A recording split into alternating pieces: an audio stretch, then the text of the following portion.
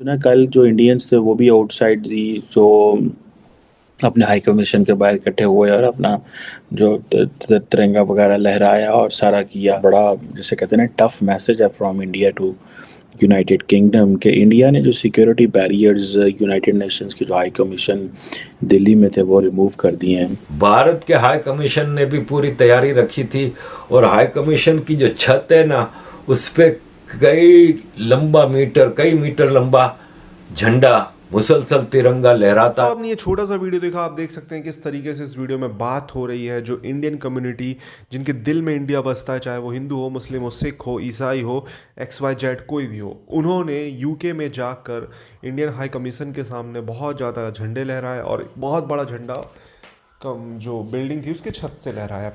ये क्या था? ये वो था जो 2 दिन पहले, आपको पता है, खालिस्तानी बैक्ड जो ब्रेन बॉस्ड लोग हैं उन्होंने हरकत की थी। उसके बाद ये रिप्लाई था। हालांकि इंडियन गवर्नमेंट ने भी कुछ एक्शन लिए। पहले पूरा वीडियो देखते हैं, वीडियो के लास्ट में करते हैं टॉपिक पर बात।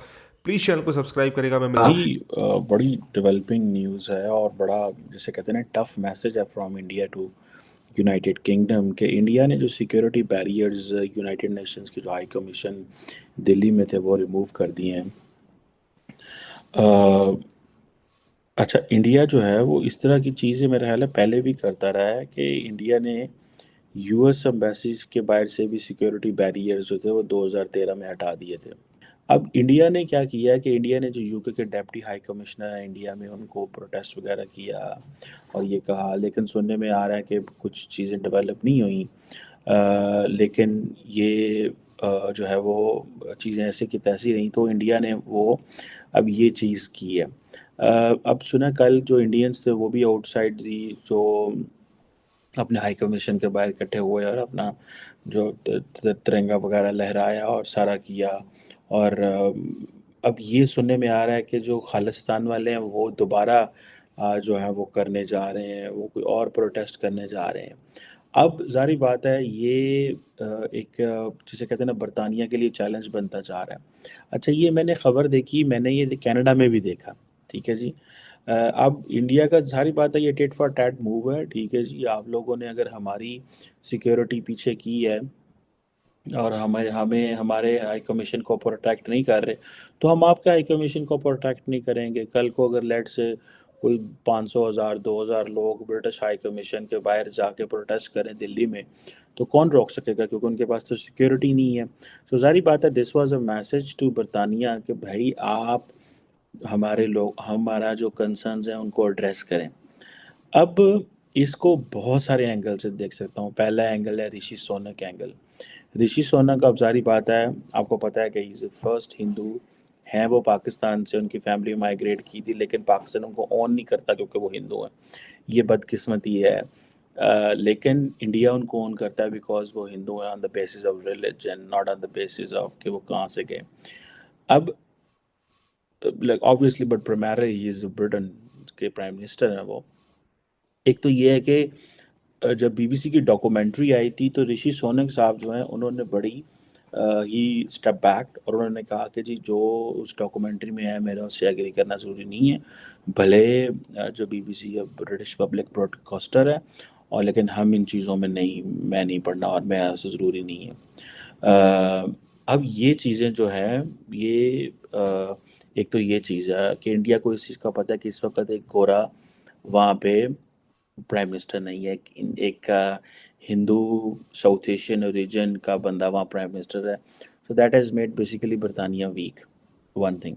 सेकेंडली जो है वो क्या इंडिया ये अमेरिका के साथ कर सकता है? जैसे मैंने पहले बताया कि इन्होंने एक दफ़ा सिक्योरिटी रिमूव की है but dealing with the American is obviously different difficult and different. दूसरा ये चीज़ है कि इंडिया ये समझता है कि जो डेवलप्ड वर्ल्ड है उसको मैसेजिंग होनी चाहिए, जो मुझे समझ है, और कि that India has changed. This is not an India which you are dealing 20 years back और 30 years बैक। अब ये जो चीज़ें हैं ये इम्पॉर्टेंट हैं। ठीक है जनाब। और ये मैसेजिंग हो रही है डेवलप्ड वर्ल्ड को कि भाई हमें थोड़ा डिफरेंट लो और हमारे कंसर्न्स को एड्रेस करो।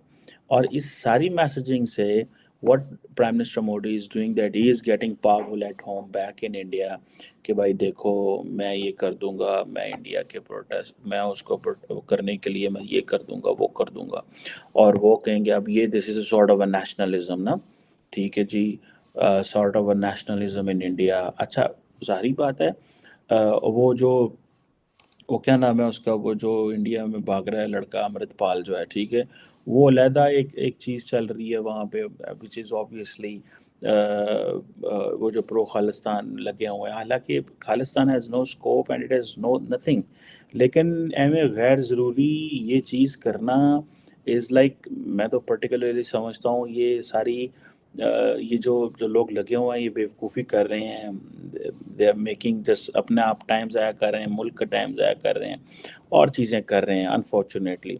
अब इंडिया जो है वो मैसेजिंग कर रहा है कि भाई देखो, ठीक है जी, अ, अब इंडिया के पास at home prime minister Modi messaging कर रहा है पब्लिक को, इंटरनेशनली भाई there is a Vienna convention है, और वियना कन्वेंशन में ऑब्लिगेशंस हैं that you have to protect the diplomats, you have to protect the properties, because जो मुल्क होते हैं वो को अपनी सिक्योरिटी लेके तो नहीं जाते, हर मुल्क अमेरिका तो नहीं जितने जान लगे नाल अपना 500 फौजी भी, 300 फौजी, 200 फौजी भी लेके या 100 फौजी भी लेके अगर उनको ज़रूरत पड़ती है, खैर वो अपनी सिक्योरिटी का बंदोबस्त करते हैं, बिकॉज उनका सिक्योरिटी का दुनिया में, क्योंकि उनकी पोलिटिकली एक्सपोज है बहुत ज़्यादा और बहुत सारी वजूहत की वजह।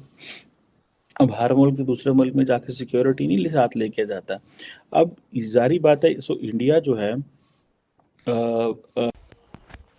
तो दोस्तों ये वीडियो यहाँ पर होता है ख़त्म। आपने देखा किस तरीके से इस वीडियो में बात हो रही थी पाकिस्तान के कमर चीमा के द्वारा कि इंडिया ने टिट फॉर टैट किया है। पहले तो बात करते हैं हुआ क्या। अभी आपने देखा होगा खालिस्तान के कुछ सपोर्टर आते हैं और बहुत बहुत ज़्यादा यूएस, ये पहले भी करते रहे, ऐसी बात नहीं है, यूके हाई कमीशन के सामने आके ये नाटक करते हैं और क्या करते हैं, इंडियन फ्लैग को उतारने की कोशिश करते हैं। हालांकि उसी टाइम पे जो ऑफिशियल के जो अधिकारी थे उन्होंने वो फ्लैग उनका खालिस्तान का फेंका और इंडिया का बहुत बड़ा झंडा वहाँ पे लहरा दिया। उनकी मैं डेयरिंग की बात करूँगा क्योंकि इतने सारे लोग थे उनके सामने, वो बंदे ने अकेले हिम्मत की और ये सब किया, बहुत अच्छी बात है। और फिर क्या हुआ आपको पता है, खालिस्तानी सपोर्टर ये सब बस यही चीज़ें करते हैं, सिख के भेस में होते हैं। अब ये कहना भी गलत नहीं होगा कि ये पाकिस्तानी है या सिख है, मेरे हिसाब से तो डेफिनेटली ये सिख रहते हैं जिनको पाकिस्तान के तरफ से ब्रेन वॉश्ड किया है कई सालों से, और इनकी कई जनरेशन, 1-2 जनरेशन तो ब्रेन वॉश हो गई होंगी जो वहीं के नागरिक हैं। उनके दिमाग में तो यही है यार, ये पॉसिबल नहीं आज के टाइम पे कि महाराजा रणजीत सिंह की रियासत है जो जिसकी राजधानी बेसिकली लाहौर थी, जो अफ़गानिस्तान से लेके पंजाब, इंडियन पंजाब तक थी, वो वापस लाना। फिर तो ऐसे तो फिर भैया राजस्थान के कई राजा महाराजा, ऑब्वियसली जो 562 रियासतें थी भारत के कोने कोने में, उनके सबके लोग आ जाएंगे, कहेंगे भैया हमारी अंग्रेज़ों ने जब भारत दिया था तो कितनी रियासतें थी, वो सब आ जाएंगे और कहेंगे हमारी भैया रियासत वापस करो, हम अपना। ये पॉसिबल नहीं है आज के टाइम पे, ये पॉसिबल ही नहीं है, आपको भी पता है ये पॉसिबल नहीं है। पार्टीशन के टाइम पे जो हिंदू और सिख थे उन्होंने भारत को चुना और भारत ने मौका दिया मुसलमानों को, जिनको यहाँ रहना है तो रहें, जिनको नहीं रहना है तो ना रहें।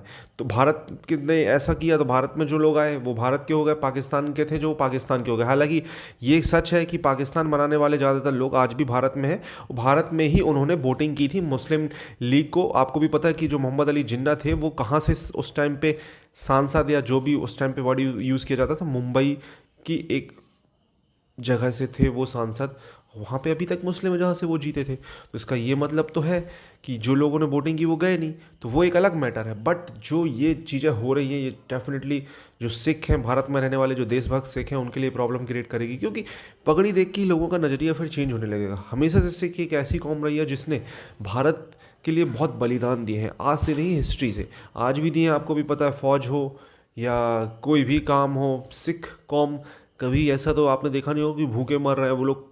भारत के हर शहर में है लगभग, बहुत सारे शहरों में तो हैं, आपने देखा होगा।